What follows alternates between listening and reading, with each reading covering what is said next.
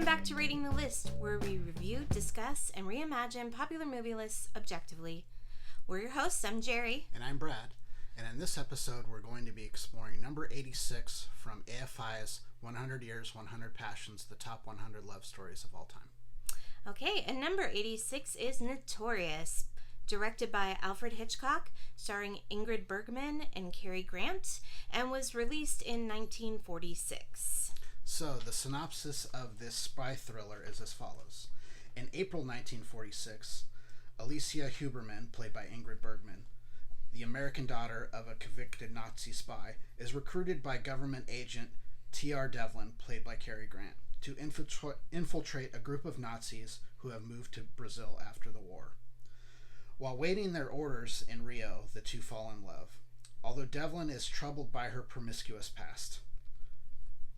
Orders come to have her seduce Alex Sebastian, played by Claude Rains, a friend of her father, and one of the Nazi leaders. Devlin is informed Sebastian once loved Alicia and tries to convince his superior she's not fit for the job. He fails and stoically informs her of the mission. Alicia concludes his feelings were all a part of getting her to do the job. She is successful seducing Sebastian, and he eventually proposes. She informs Devlin, who coldly tells her to do what she wants. Hurt, she marries Sebastian. After returning from her honeymoon, Alicia steals a key to Sebastian's cellar, which holds some secret. While snooping, Devlin breaks a bottle filled with black sand, later found to be uranium ore. Sebastian comes down for more champagne but realizes his key is missing. Alicia and Devlin kiss to cover their tracks, and Devlin makes his exit.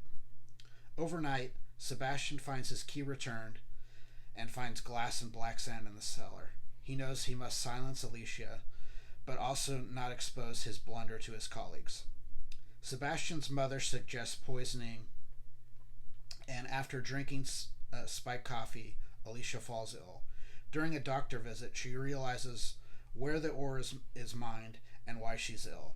She is taken to her room, but the phone is gone, and she's too weak to leave the room.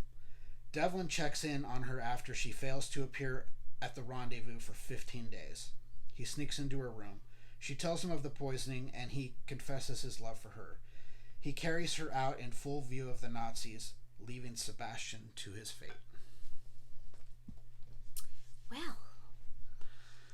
So one thing I would like to say is I think most people will recognize that Alfred Hitchcock is considered one of the greatest filmmakers of all time.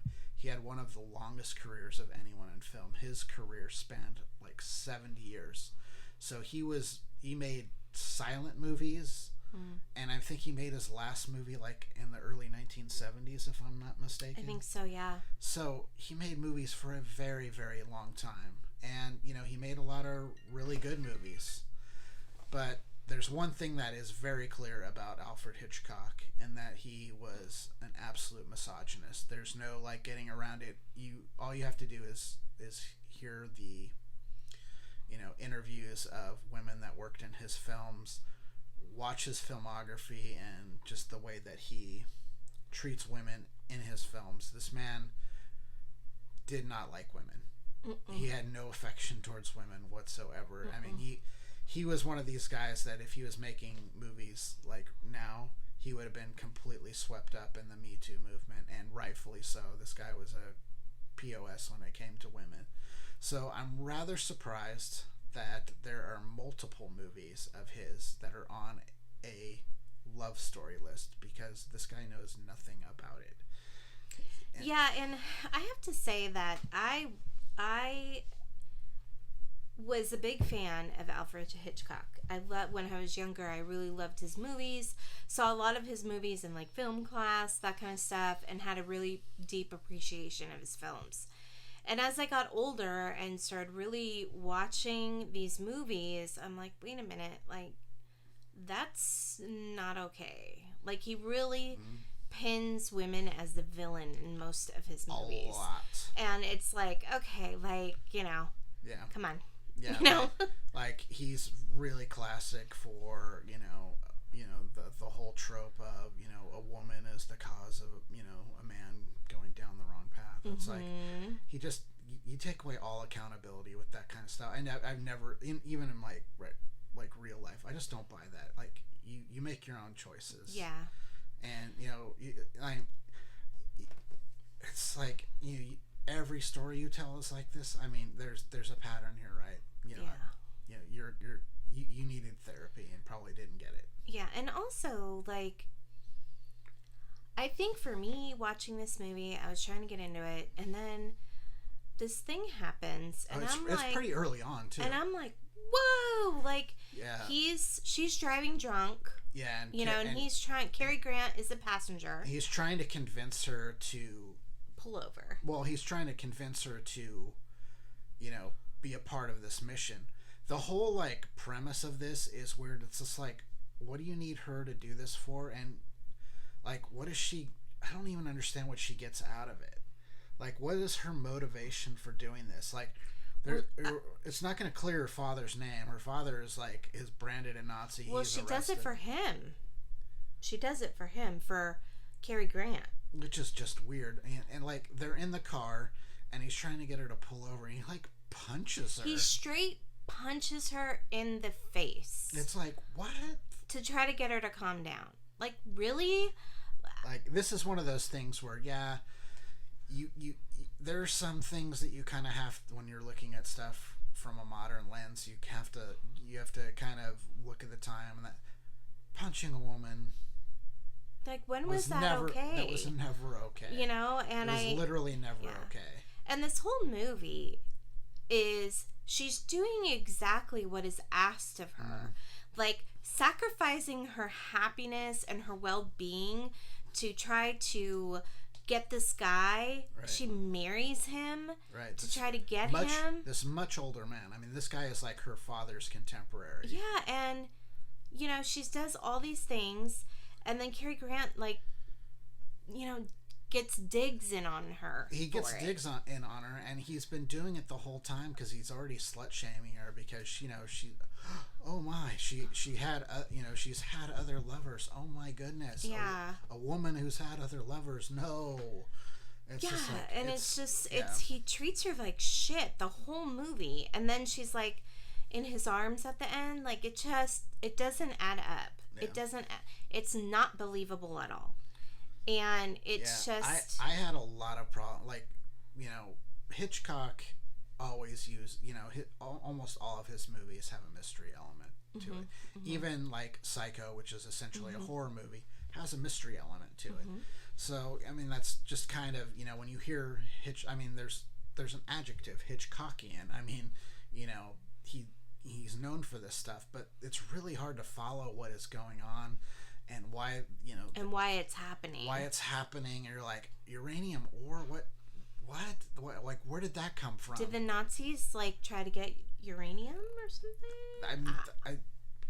Were they planning to, was it, what kind of uranium ore was it? Is it being used for bomb make? It's like, it's completely all over the map, and you don't really understand exactly what the motivations of everyone are.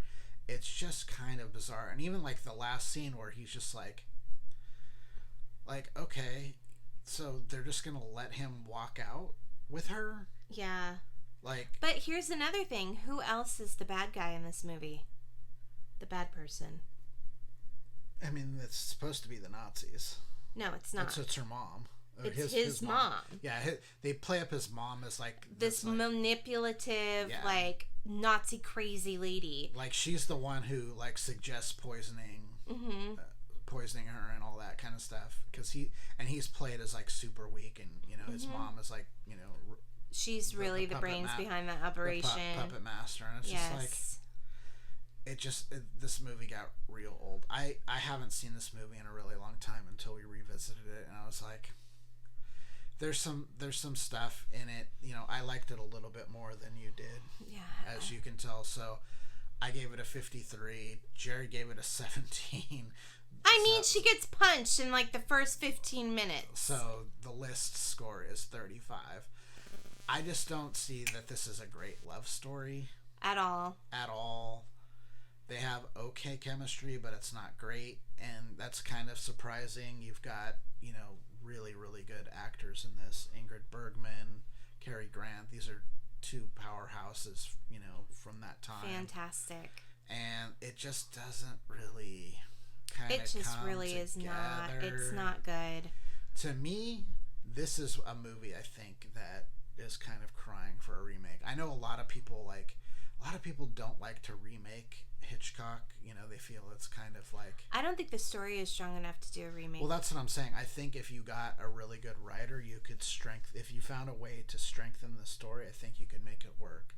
For one thing, when you go to Rio de Janeiro, and you might actually see some people from Brazil. Yeah. There's literally no person of color in this movie. No, none. Everyone is white. And it's just like, they're in Rio. You would see everything from, people with very dark skin to, lighter skinned, Hispanic, big mix of people, Hispanic and that's and not Portuguese what it was. people. I mean, it's a very, very diverse city. Even back then, it was an extremely diverse city, and everyone they show is white. It's like, come on. Yeah. It's like you bothered to shoot. I'm pretty sure they shot on location, at least parts of it. At the very least, they did some coverage. Okay. So, I mean, at the very least, your coverage should have some people of color. Yeah, and it's really just, not good. I mean, a lot of it's, a lot of like the mansion that they're in and some of the stuff on the beach, that's clearly like set. But there are shots where, I'm pretty sure they're there. But it's just like... Yeah. Don't recommend it. I mean, there's obviously the classic Hitchcocks, like Vertigo, the Rear Window, the... Well, Vertigo is on this list, right? Oh, it is? Yeah. It's pretty high up, too. That's what I'm saying. There are two movies. How is that a good love story? Well, when we get to it... Come on, AFI. When we get to it, we'll discuss it in greater detail. Oh, my God. Okay. This is one of those spots where they're revering a great filmmaker, and on this particular list, they absolutely should. Anyway. For overall movies of all time, sure. But no, not for this particular... No, not love stories. Not love stories. So, please like and subscribe. Continue following us. We're trucking along now. We are, we're almost 20% through this list. Is it really? 20%? Wow. Yeah. Okay. Yeah, this is number 86. Yes, 86. And we've seen through, at this point, as of this taping, we've seen through number 80. So we're, recording as we go. Yep. All right. So like and subscribe. If you have any comments, leave them below. Send us an email at ratingthelist@gmail.com. We'd love to hear from you. And until next time, I'm Brad. I'm Jerry. And we're rating the list. Bye. Bye.